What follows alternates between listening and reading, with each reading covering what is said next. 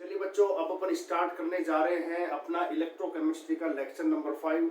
और last lecture में मैंने आपको डिस्कस किया था बच्चों, इलेक्ट्रोकेमिकल सेल क्या है, उसका कंस्ट्रक्शन क्या है और उसके रिलेटेड रिएक्शंस क्या हैं, उस सेल का रिप्रेजेंटेशन कैसे करते हैं, ये सब चीजें अपन देख चुके हैं बच्चों। अब जो अपन देखने जा रहे हैं बच्चों, इसके अंदर एक टर्म है बहुत ज्यादा काम में आने वाली है बच्चों, दैट इज इलेक्ट्रोड पोटेंशियल।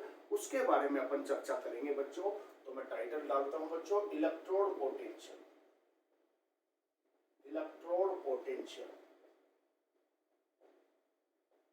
इसको ई से रिप्रेजेंट करेंगे बच्चों। आपने एक चीज ऑब्जर्व की होगी अच्छे से, जैसे अपन ने जो सेल का कंस्ट्रक्शन मैंने आपको डिस्कस किया था, तो मैंने जिंक की रोड को जिंक सल्फेट सॉल्यूशन में डिप किया था और कॉपर की रोड को कॉपर सल्फेट सॉल्यूशन में डिप किया था। आपको ध्यान होगा, जिंक की रोड को जिंक सल्फेट सॉल्यूशन में डिप करते हैं और कॉपर की रोड को कॉपर सल्फेट सॉल्यूशन में डिप करते हैं। तो आपके मन में विचार आ सकता है कि सर ऐसा क्यों हुआ, जिंक की रोड को क्या कॉपर सल्फेट के सॉल्यूशन में डिप कर सकते हैं क्या, या कॉपर की रोड को जिंक सल्फेट सॉल्यूशन में डिप कर सकते हैं क्या? तो जवाब होगा नहीं बच्चों। जिस मेटल की रोड होती है उसको उसी मेटल आयन के कंसंट्रेशन वाले सॉल्यूशन में डिप करते हैं। मतलब कहानी का सार ये है कि जैसे ये कोई मेटल एम की रोड है बच्चों, तो मैं जिसमें डिप करूंगा तो इसमें मेरे पास ये आयन होने चाहिए M+N। मतलब जिस मेटल की रोड बनी हुई है उसको उसी मेटल आयन के सॉल्यूशन में डिप करते हैं बच्चों। उससे हुआ क्या, या तो ये रोड पॉजिटिवली चार्ज हो जाएगी या ये रोड नेगेटिवली चार्ज हो जाएगी, है ना। ऐसा ही हुआ था, है ना। जैसे अपन ने बात किया था जिंक की रोड, तो जिंक टूट टूट करके नीचे जा रहा था, इलेक्ट्रॉन का एक्सेस हो रहा था तो नेगेटिव हो गई थी। और कॉपर की रोड Cu+2 जाकर के उस पर डिपोजिट हो रहे थे, इलेक्ट्रॉन एब्जॉर्ब कर रहे थे, तो वो कैसी हो रही थी बच्चों, वो पॉजिटिव हो रही थी, है ना। तो जब होता क्या है कि जिस मेटल आयन की रोड बनी हुई है, जब इसको इसी मेटल आयन, जिस मेटल की रोड बनी हुई है, जब इसको इसी मेटल आयन के कंसंट्रेशन वाले सॉल्यूशन में डिप करते हैं, then it will either become positive और नेगेटिवली चार्ज्ड। अब इस पर कुछ ना कुछ चार्ज आ गया है, तो इस रोड और इस सॉल्यूशन के बीच में एक पोटेंशियल डिफरेंस आ जाएगा बच्चों, क्योंकि जहां चार्ज का डिफरेंस होगा वहीं पोटेंशियल डिफरेंस हो जाएगा। इस रोड पर कुछ ना कुछ चार्ज है, तो इस रोड और इस सॉल्यूशन के बीच में एक पोटेंशियल डिफरेंस होगा, उसी का नाम होता है बच्चों इलेक्ट्रोड पोटेंशियल। उसी का नाम क्या होगा बच्चों, इलेक्ट्रोड पोटेंशियल। तो मैं क्या कहूंगा, when a metal rod is immersed in a solution containing that metal ion, then the rod is either become positive or negative, negatively charged, है ना। When a metal rod is immersed कह सकते हो, deep कह सकते हो, in a solution containing that metal ion, then the rod is either become positive or negatively charged। उससे क्या होगा, hence there will be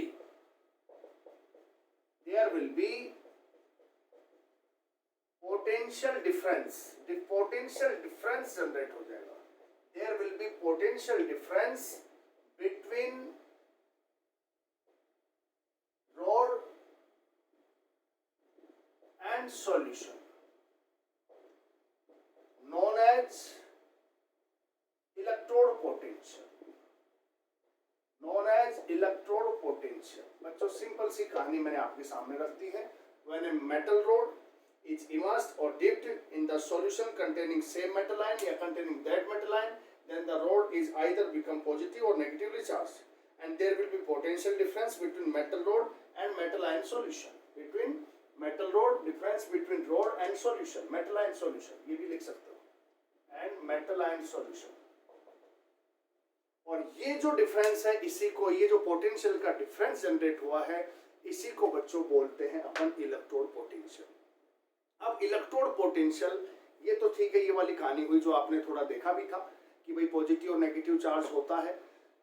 इस चीज को अपन डिटेल में अभी डायग्राम से भी पूरा अंडरस्टैंड करेंगे। बच्चों अगला सवाल ये आता है कि ये जो इलेक्ट्रोड पोटेंशियल है ये किस किस पर डिपेंड करता है।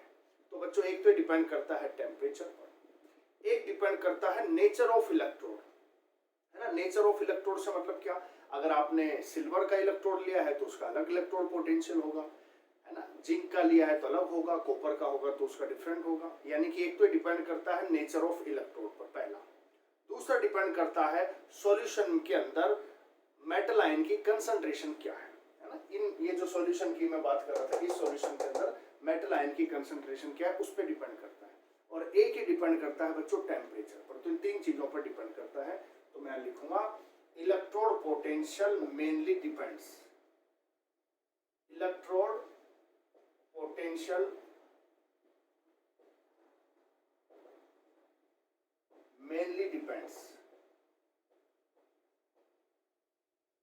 किस किस पर डिपेंड करता है, नेचर ऑफ इलेक्ट्रोड, इलेक्ट्रोड की नेचर क्या है बच्चों, है ना, किस मेटल का वो बना हुआ है। दूसरा डिपेंड करेगा concentration of metal ion in the solution. Concentration देखो सॉल्यूशन के अंदर मेटल आयन पड़ा हुआ है तो concentration of metal ion in the solution.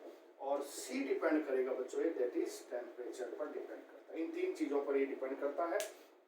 तो मेरे विचार से आपको इलेक्ट्रोड पोटेंशियल समझ में आ गया होगा कि जब किसी मेटल की जो रोड है इसको उसी सॉल्यूशन में आप डिप करें जिसमें सेम मेटल आयन का जो है, ये मेटल की रोड है और ये जो सॉल्यूशन है इसमें मेटल आयन है, तो इस ये रोड या तो पॉजिटिव होगी या नेगेटिव होगी। तो क्या होगा, इस रोड और इस सॉल्यूशन के बीच में चार्ज डिफरेंस आ गया तो पोटेंशियल डिफरेंस आएगा। इस पोटेंशियल डिफरेंस को क्या कहेंगे, इलेक्ट्रोड पोटेंशियल। किस किस पे डिपेंड करेगा, इस इलेक्ट्रोड की नेचर क्या है ना। अलग अलग मेटल है तो भाई ऑब्वियस बात है अलग अलग मेटल के लिए अलग अलग रहेगा। और दूसरा डिपेंड किस पे करता है, concentration of metal ion in the solution. ये आगे अपन एक इक्वेशन और पढ़ेंगे, नेक्स्ट इक्वेशन, उससे भी आपको क्लियर हो जाएगा। और तीसरा किस पे डिपेंड करता है बच्चों, टेम्परेचर पर। तो इन पैरामीटर्स पे ये इलेक्ट्रोड पोटेंशियल डिपेंड करता है। अब आता है ये कितने टाइप का होता है उसकी जरा चर्चा करते हैं अपन।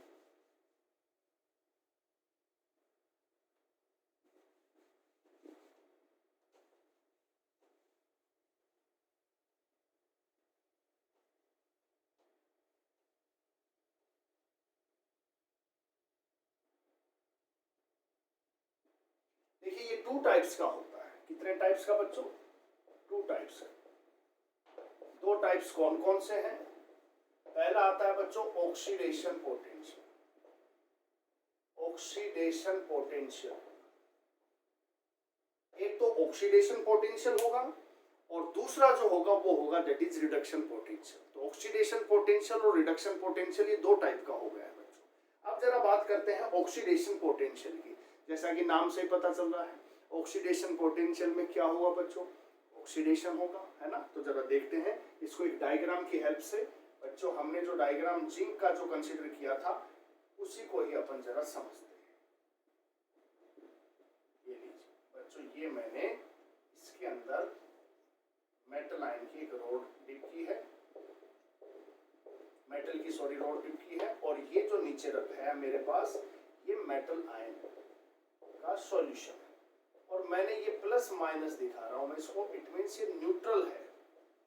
Plus minus minus plus,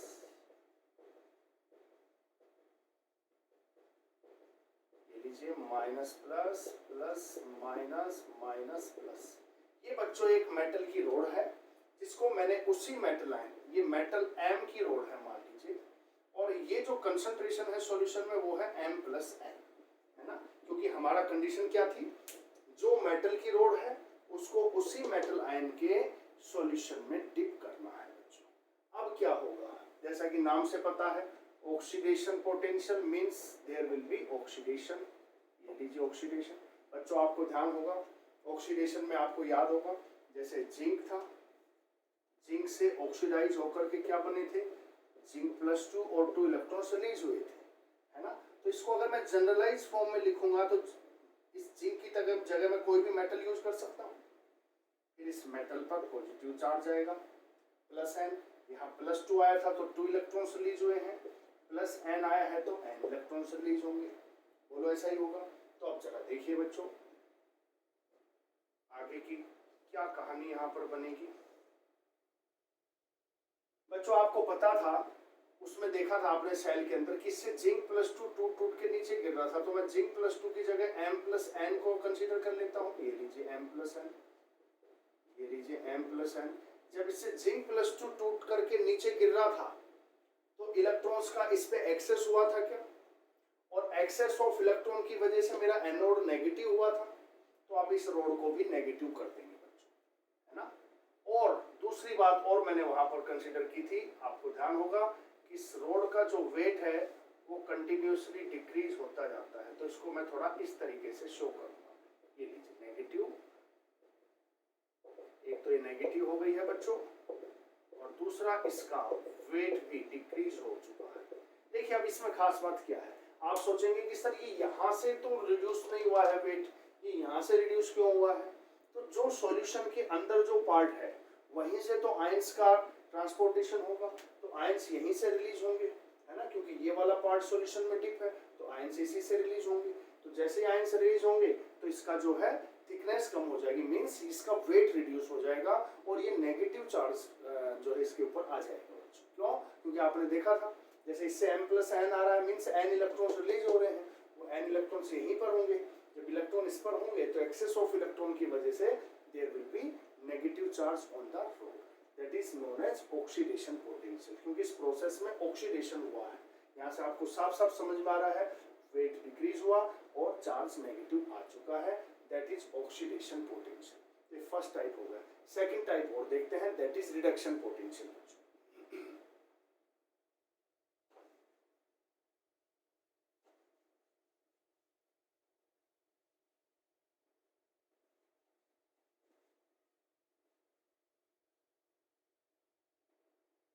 Second type, that is reduction potential. Reduction potential. बच्चों इसमें रिडक्शन होगा वही सेम कहानी रिपीट करता हूं मैं।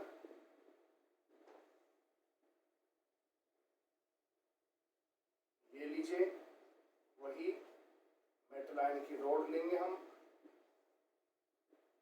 और इसी मेटल आयन मेटल की रॉड ली है मैंने, और उसी मेटल आयन के सॉल्यूशन में मैंने इसको डिप किया। ये मैं दिखा रहा हूं कि ये जो रॉड है न्यूट्रल है,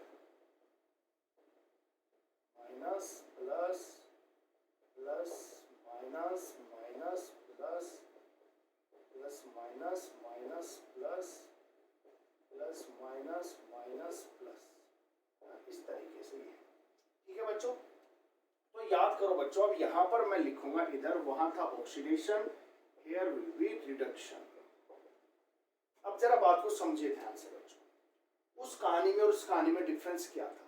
याद करो वहां रिडक्शन में क्या होता था बच्चों, Cu+2 ऐसे 2 इलेक्ट्रॉन्स एक्सेप्ट करके क्या बनाता था बच्चों, कॉपर, है ना। इसी तरीके से अगर मैं इसको जनरलाइज वे में रिप्रेजेंट करूंगा तो यहाँ M+N कर देना चाहिए मुझे, ये N इलेक्ट्रॉन एक्सेप्ट करके क्या बना लेगा बच्चों, M बना लेगा, है ना। सेम कहानी। अब देखो क्या होगा, वहां पर अपन करते थे Cu+2 इस पर जाकर के डिपॉजिट होते थे, तो यहाँ मैं कह दूंगा M+N इस पे जाएंगे डिपॉजिट होंगे, M+N इस पे जाके डिपॉजिट होंगे, M+N इस पे जाकर के डिपॉजिट होंगे। तो जब इस पे डिपॉजिट होंगे तो इलेक्ट्रॉन्स इससे कंज्यूम करेंगे, जब इससे इलेक्ट्रॉन्स कंज्यूम करेंगे तो क्या होगा बच्चों, इस पर जब इससे इलेक्ट्रॉन्स का डेफिशिएंसी आएगी, it means positive charge generate होगा इस रोड के ऊपर, है ना। तो क्या होगा जरा देखिए, ये कहानी कैसी बनेगी बच्चों, वो जरा देखिए आप। ये लीजिए, ये सॉल्यूशन के अंदर वाला पार्ट मैंने रिप्रेजेंट कर दिया है बच्चों, इस रोड पर मैंने पॉजिटिव चार्ज दिखा दिया है बच्चों। अब देखो जो पार्ट सॉल्यूशन के अंदर है इसको मैंने ऐसे थिकनेस दिखा दी है बच्चों, ये लीजिए इस तरीके से ये थिकनेस इसमें आ जाएगी बच्चों, ये लीजिए, है ना। तो इसका वेट भी इंक्रीज हो गया है है ना।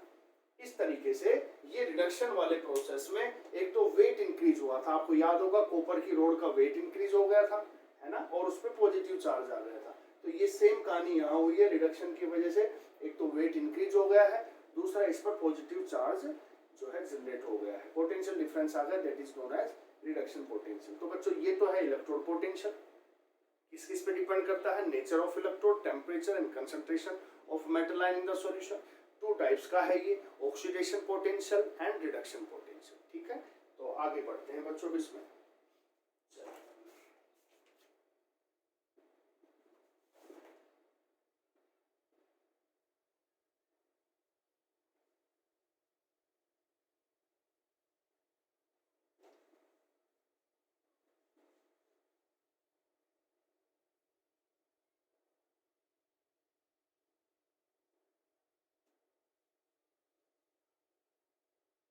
देखिए बच्चों, इसके बाद जो इसमें टॉपिक आता है वो आता है standard electrode potential. Standard electrode potential, इसको ई नोट से रिप्रेजेंट करेंगे। नाम से पता चल रहा है स्टैंडर्ड का मतलब क्या है। इलेक्ट्रोड पोटेंशियल जब स्टैंडर्ड कंडीशंस में आप उसको डिटरमाइन करते हैं तो वो हमारा इलेक्ट्रोड पोटेंशियल हो जाएगा। स्टैंडर्ड इलेक्ट्रोड पोटेंशियल है electrode potential, but standard condition में उसको हमने मेजर किया है। तो मैं क्या कहूंगा, electrode potential, electrode potential at standard conditions, at standard conditions. Standard conditions कौन कौन सी होंगी बच्चों? टेम्परेचर होगा 25 डिग्री सेंटीग्रेड और 298 केल्विन, प्रेशर 180 एम लेंगे अपन, और जो कंसंट्रेशन होगी वो 1 एम होगी बच्चों। ये हमारी है स्टैंडर्ड कंडीशंस बच्चों। तो जब इलेक्ट्रोड पोटेंशियल को आप स्टैंडर्ड कंडीशंस पर जो है मेजर करेंगे, that is known as standard electrode potential, है ना।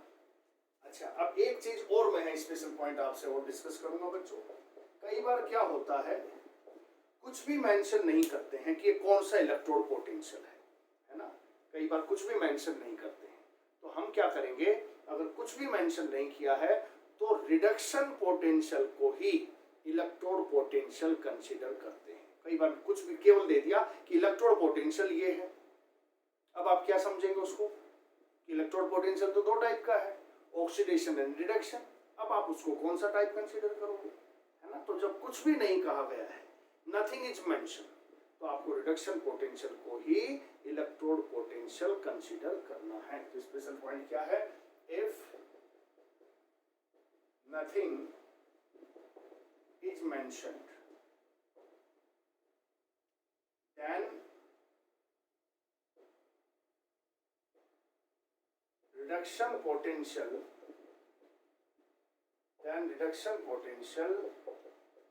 is considered as electrode potential, अगर कुछ भी मेंशन नहीं है तो आप रिडक्शन पोटेंशियल को ही इलेक्ट्रोड पोटेंशियल कंसीडर करोगे बच्चों। ये आपको ध्यान में यहाँ पर रखना है। अब यहाँ मैं एक बात और कहूँगा बच्चों, ऑक्सीडेशन पोटेंशियल और रिडक्शन पोटेंशियल में भी कुछ रिलेशन है क्या? बिल्कुल है। दोनों की वैल्यू बिल्कुल सेम रहती है, बट अपोजिट साइन रहता है। यानी कि मैं कह सकता हूँ reduction potential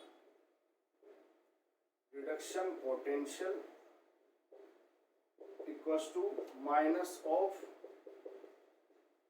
oxidation potential.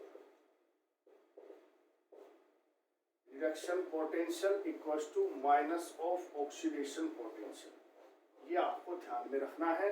Reduction potential और ऑक्सीडेशन पोटेंशियल की वैल्यू सेम रहती है, बस इसमें अपोजिट साइन का चक्कर चलता है, वो आपको ध्यान रखना है। तो बच्चों यहाँ पर दो बातें हुई, एक तो स्टैंडर्ड इलेक्ट्रोड पोटेंशियल क्या है, स्टैंडर्ड कंडीशंस में इलेक्ट्रोड पोटेंशियल है, दैट इज टेम्परेचर 25 और प्रेशर 180 एम, कंसंट्रेशन 1 एम। अगर कुछ भी मेंशन नहीं किया गया है तो ये अकॉर्डिंग टू आईयूपीएसी है। आप सोचेंगे कहीं मेरे अकॉर्डिंग है, नहीं, according to IUPAC, not according to Saurabh Sharma, है ना। According to IUPAC, if nothing is mentioned then reduction potential is considered as electrode potential. Simple value दे दी कि कॉपर का इलेक्ट्रोड पोटेंशियल 2.3 वोल्ट है। अब सर उसको क्या समझे हम, आप उसको कंसिडर करेंगे एज ए रिडक्शन पोटेंशियल, है ना। और रिडक्शन और ऑक्सीडेशन पोटेंशियल में जो रिलेशन है दोनों की वैल्यू इक्वल होती है बट अपोजिट साइन के साथ। क्लियर, ये आपको यहाँ पर ध्यान में रखना है बच्चों। अब यहाँ पर एक बात और समझिए जो मैं आपको समझाना चाह रहा हूँ। आगे अपन रेफरेंस इलेक्ट्रोड्स पढ़ेंगे। चलिए पहले मैं टाइटल ही डाल देता हूँ।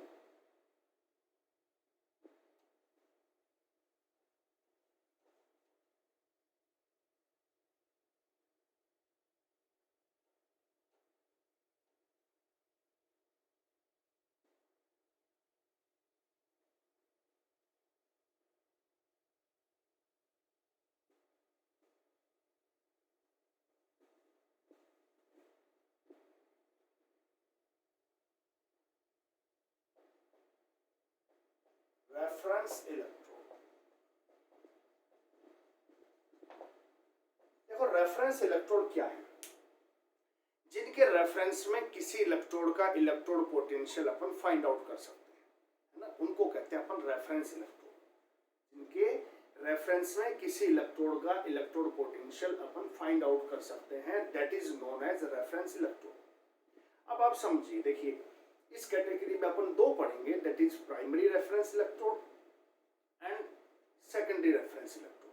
तो आप समझिए ध्यान से, देखिए अगर मेरे पास सिंगल इलेक्ट्रोड है, कॉपर हो चाहे जिंक हो कोई सा भी हो, तो अपन कभी भी एक सिंगल इलेक्ट्रोड का एब्सोल्यूट इलेक्ट्रोड पोटेंशियल नहीं फाइंड आउट कर सकते, क्योंकि आपको पता है सेल का मतलब ही क्या होता है, that is combination of two electrodes is known as cell.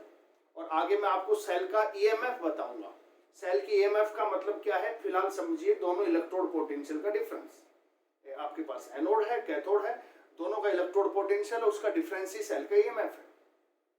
जब सेल से कोई करंट पास नहीं हो रहा है, वो आगे चर्चा करेंगे डिटेल में अपन क्या है सेल का EMF.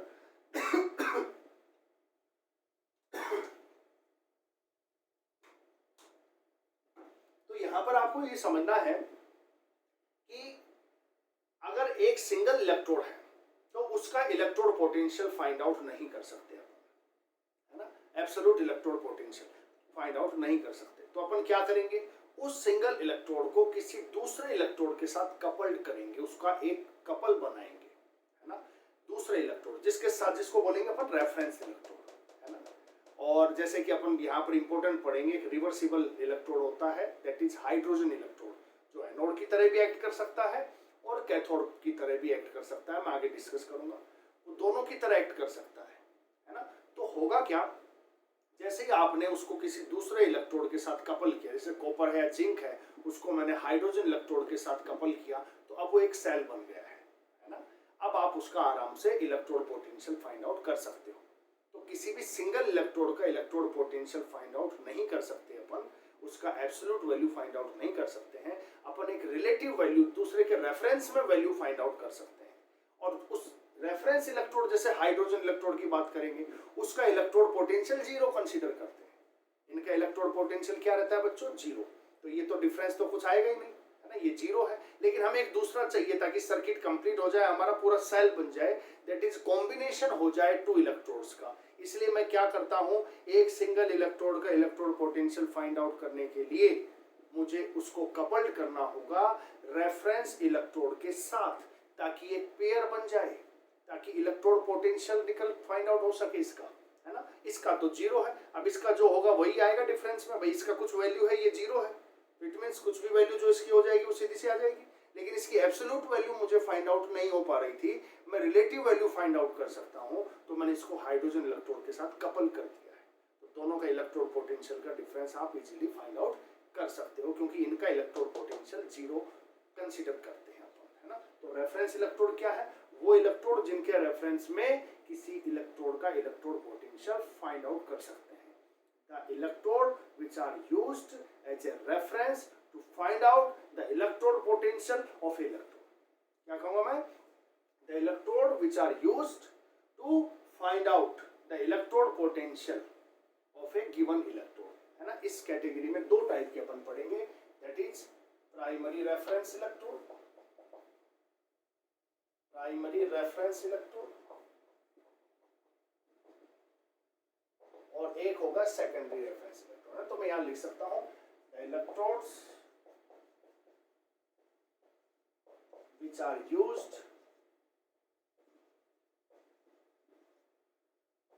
to find out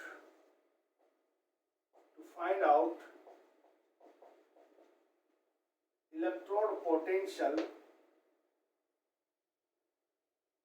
of a given electrode. The electrodes which are used to find out electrode potential of a given electrode है ना, used as a reference है ना, which are used as a reference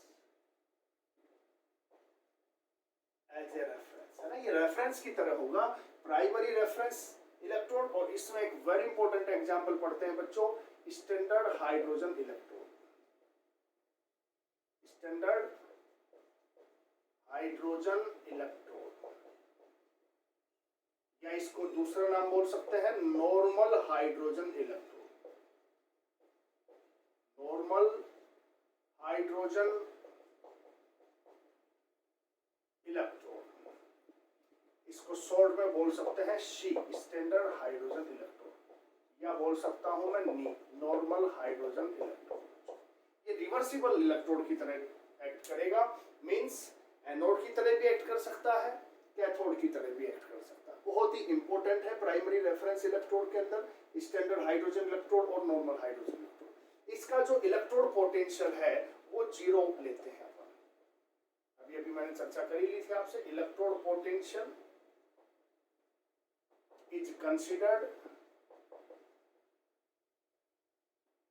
as 0 है ना। Electrode potential of सी या नी हम क्या consider करते हैं, इज कंसीडर्ड एज 0 है ना। और ये एक रिवर्सिबल इलेक्ट्रोड की तरह एक्ट करता है, that is act as anode and cathode both, दोनों की तरह आपके सामने एक्ट करेगा।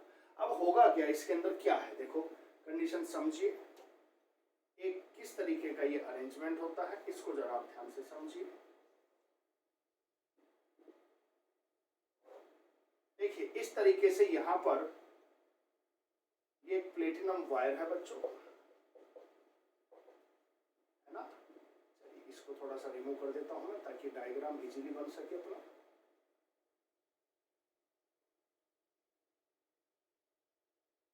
इस तरीके से ये सेटअप होता है बच्चों, ये प्लेटिनम वायर है।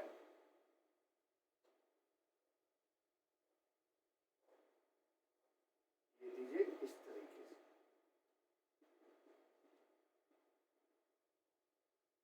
इधर से हाइड्रोजन गैस बबल्ड होगी, मतलब हाइड्रोजन गैस पास करेंगे इधर से, और कितने प्रेशर रहेगा बच्चों, 1 atm प्रेशर होगा और टेम्परेचर होगा 298 केल्विन। यानी कि जब मैंने बात आपके सामने स्टैंडर्ड की कही है तो यहाँ पर अपन स्टैंडर्ड कंडीशंस को फॉलो करेंगे है ना।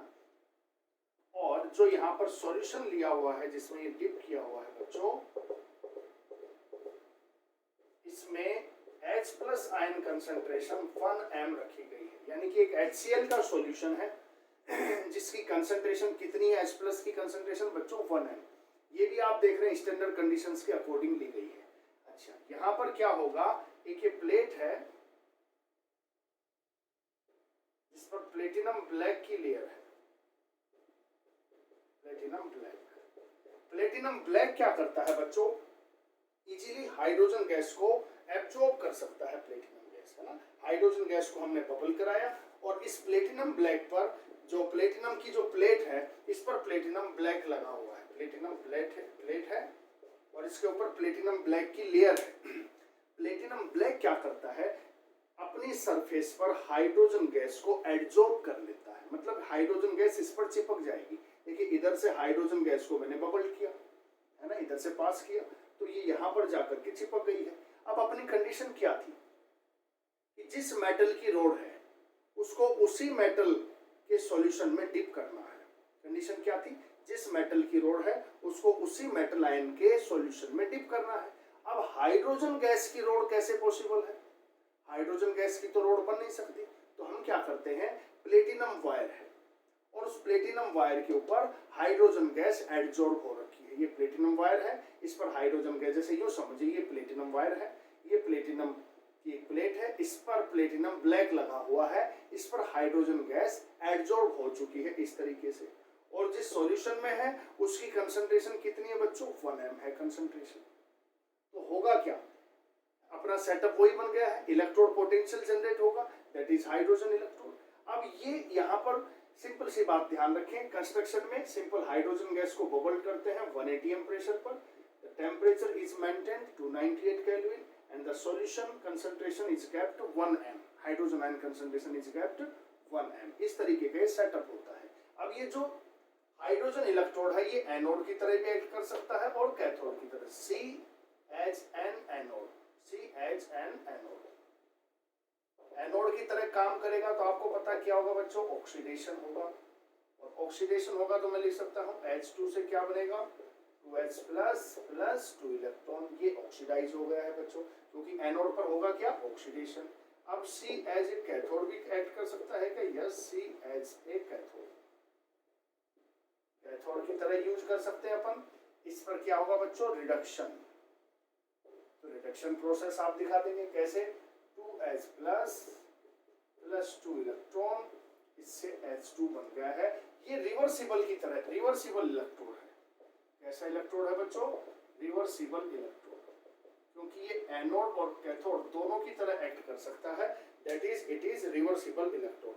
C एज एन एनोड और C एज एन कैथोड, ठीक है। अब इसको रिप्रेजेंट कैसे करेंगे बच्चों, प्लेटिनम H2 से H+ एक्वा सॉल्यूशन में है, H2 गैस है, प्लेटिनम सॉलिड है। इस तरीके से आप इसको रिप्रेजेंट कर सकते हो बच्चों, क्योंकि हमारा अपन सेल को रिप्रेजेंट करते थे, है ना, क्योंकि ये डायरेक्ट नहीं है, यहाँ ऐसा नहीं कि हाइड्रोजन का इलेक्ट्रोड है, इलेक्ट्रोड किसका है बच्चों, प्लेटिनम का, और प्लेटिनम पर कौन एडजॉर्ब है, हाइड्रोजन गैस। तो मुझे इसको इनडायरेक्टली रिप्रेजेंट करना होगा, प्लेटिनम H2 देन H+, है ना, ताकि इसका रिप्रेजेंटेशन एक अलग तरीके से होगा, और इस तरीके से आप इसको रिप्रेजेंट कर सकते हो। देखिए प्राइमरी रेफरेंस इलेक्ट्रोड में ये बहुत इंपॉर्टेंट है, स्टैंडर्ड हाइड्रोजन इलेक्ट्रोड और नॉर्मल हाइड्रोजन इलेक्ट्रोड बहुत ज्यादा काम का है, बहुत ज्यादा इंपॉर्टेंट है। लेकिन इसके साथ समस्या है, समस्या क्या प्रॉब्लम आती है वो जरा समझिए। एक तो बच्चों ये जो कंसंट्रेशन है 1m कंसंट्रेशन, ये कैप्ट कर पाना, इसको मेंटेन कर पाना डिफिकल्ट है, डिफिकल्ट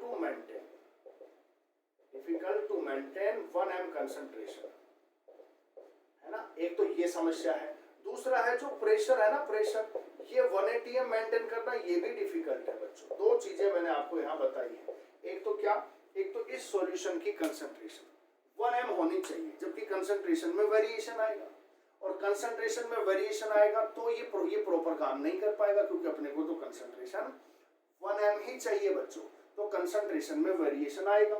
दूसरा प्रेशर 1 atm मेंटेन कर पाना भी मुश्किल काम है, इसलिए अपन ये मान करके चलते हैं that is the handling of C or Ni is very difficult because it is very sensitive, बहुत सेंसिटिव होता है ये, कंसंट्रेशन 1m मेंटेन नहीं रह पाती है, प्रेशर 1 atm मेंटेन नहीं रह पाता है, वो फ्लक्चुएट हो सकता है, कंसंट्रेशन वेरी कर सकती है। तो अपन क्या करते हैं, एक सेकेंडरी रेफरेंस इलेक्ट्रोड की तरफ भी चलते हैं।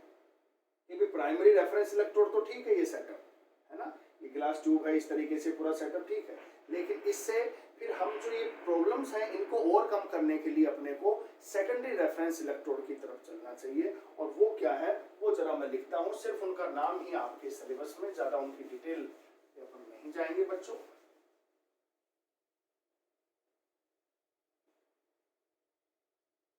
दूसरा मैं लिखता हूँ that is secondary reference electrode,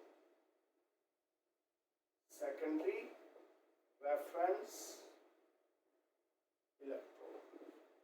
इसमें आपका एग्जांपल आता है, एक तो बच्चों कैलोमल इलेक्ट्रोड होता है, कैलोमल इलेक्ट्रोड, कैलोमल इलेक्ट्रोड होता है बच्चों Hg2Cl2, ये कैलोमल का फॉर्मूला है। और एक इसमें आता है बच्चों सिल्वर क्लोराइड इलेक्ट्रोड,